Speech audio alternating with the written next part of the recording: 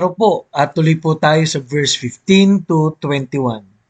Beware of false prophets which come to you in sheep's clothing, but inwardly they are ravening wolves. Ye shall know them by their fruits. Do men gather grapes of thorns or figs of thistles? Even so every good tree bringeth forth good fruit, but a corrupt tree bringeth forth evil fruit. A good tree cannot bring forth evil fruit.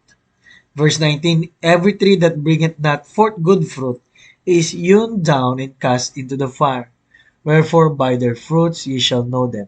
Not every one that saith unto me, Lord, Lord, shall enter into the kingdom of heaven, but he that doeth the will of my Father which is in heaven.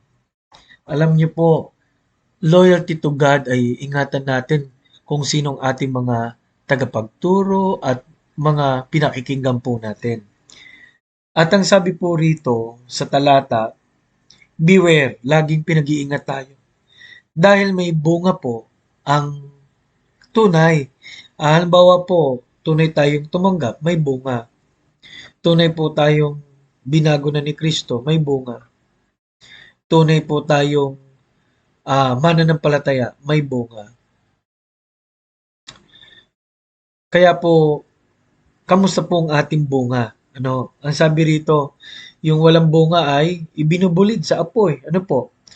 At ang sabi po sa verse 21, sabi rin, not everyone that saith unto me, hindi lahat na nagsasabi sa akin, Panginoon, Panginoon, ay papasok sa kaharian ng langit. Kaya dapat tiyak po natin talaga, hindi porke tayo nagpe-praise the Lord, tayo po ay pupunta sa isang church, ay saved na tayo. Kailangan sa pananampalataya, tunay na pagtitiwala sa Panginoon ay tinanggap na natin ang regalo ng Panginoon na kaligtasan. At beware of false teachers and prophets. Kailangan may Bible po talaga tayo. Kailangan po ay mag-aral tayo ng salita ng Diyos. Beware. Loyalty